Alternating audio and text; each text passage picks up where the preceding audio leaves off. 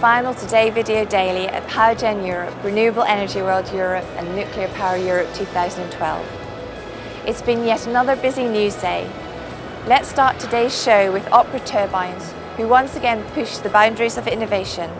They're showing their novel approach to providing multi-fuel capable turbines. We talked to Frank Moville to learn more. On the OP16 gas turbine, we are using external, well, they're not external as such, but we're using canned combustion chambers which you can access externally. So we've designed all our combustion systems to be retrofittable, so we can change from conventional combustors to low emissions combustors to, let's say, alternative fuel combustors in the field, so that we can swap between different combustion systems, which you cannot do on an annular combustor, for instance, in the same way, because the combustor is very much integrated into the overall turbine. Climax demonstrated their portable milling and facing machines. We caught up with Willie Sarek, who shared some of the benefits and uses of their machines. Sometimes work pieces are so big and so heavy that it is kind of difficult to move them into a workshop. Therefore, Climax has developed a complete line of portable machine tools, including line boring machines, milling machines, or this particular mid-shaft turning machine, which is very useful for the power gen industry. We are remachining center shafts of turbines with this particular machine. You can locate the machine any place of the shaft, do your turning operation, single point turning, and afterwards you do the roller burnishing process to get the best possible surface finish. Electrotherm explained the unique aspects of their green machine and its innovative patented power block. The patented license that we have for our power block is about our rotor profile. The rotor profile is extremely efficient, which allows our expander to be very efficient at creating electricity from the waste heat. The waste heat that the green machine runs on most often is associated with stationary engines, either the water jacket flow or the exhaust. We can become an extension of the stationary engine and become a cooler for it that creates electricity. And Metso held a briefing about their waste to energy initiatives. You have to dispose of waste. Finally, Arcadis held a roundtable discussion with the press and the industry to explore the opportunities and challenges involved with energy investment. Here's Alexander Baschbusch's report on those discussions. There is no European, pan-European power and utility policy. That means different countries are going in different ways. For example, Germany decided to step out from the nuclear power generation and replace these capabilities and capacities with renewable energy. But other countries in Europe are going different ways. Conferences are, of course, of central importance to this event, in which many of the industry issues were explored. Let's join Nigel Blackerby for a recap of what was discussed at PowerGen Europe conference. Nigel. Well, thank you, Heather. How do I sum up a conference with so many tracks, so many sessions over 2.5 days? I think probably the best way I could put it is to tell you what the delegates have told me.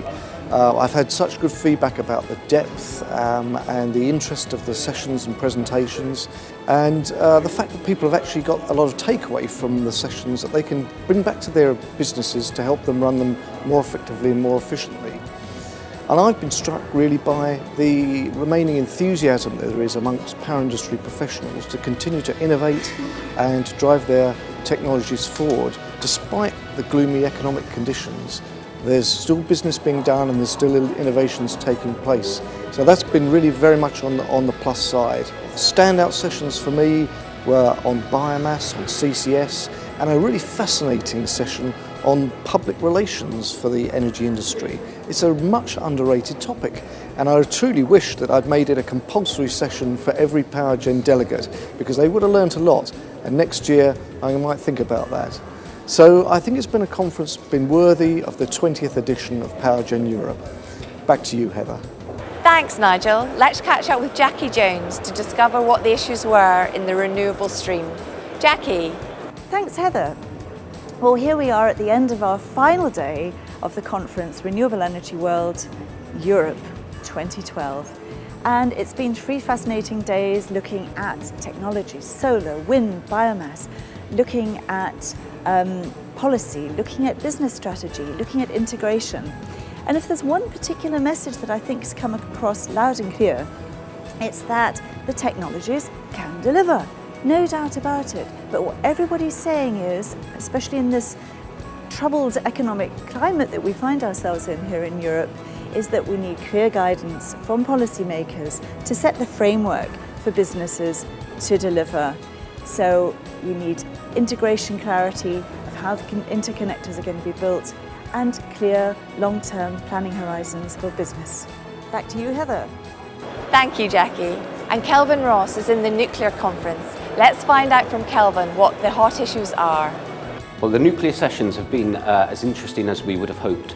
Obviously, the main talking point is the effects post-Fukushima and the decision in Germany, what people have been calling the Merkel risk, basically saying, what if another country takes the same action that Germany did and pulls out of nuclear? But the Merkel risk, as they're calling it, is creating uncertainty, and that uncertainty is stalling investment. On top of which you have some countries, the UK being a prime example, that's introducing an overhaul of its electricity system and introducing new pricing mechanisms, but no one quite knows what those prices are going to be, and that's creating uncertainty too. But yet there's optimism. There are countries, the Middle East is a prime example, that's pushing ahead with new reactors, and the BRIC nations too are moving into nuclear apace. There was also the suggestion that there could be a global insurance pool to mitigate against the risks of the nuclear uncertainty, which would make perfect sense. We have just such things for renewables and guarding against their intermittency. So a similar thing for nuclear, I think, would be a big help to the industry. Back to you, Heather. The papers presented at all the conferences were well received. As usual, the advisory board considered them all, and the presenters of the top papers were announced at the Best Paper Awards, this year hosted on the ABB stand.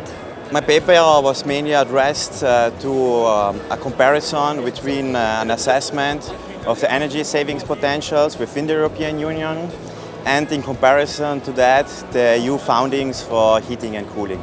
Yeah, the main outcome of this paper is like that there is a huge gap between the energy savings potentials due to heating and cooling and the foundings of the European Union given for heating and cooling, for research and development in the heating and cooling sector. And with that, we come to the end of PowerGen Europe, Renewable Energy World Europe and Nuclear Power Europe 2012. What a show it's been. The number of visitors exceeded expectations and the feedback was overwhelmingly positive. Next year, we'll be in the beautiful city of Vienna, where the industry will gather and once again highlight the important trends and challenges facing us, as well as explore new learning opportunities and technologies. We hope to see you there. I'm Dr. Heather Johnston. Auf Wiedersehen, and thank you for watching the Today Video Daily.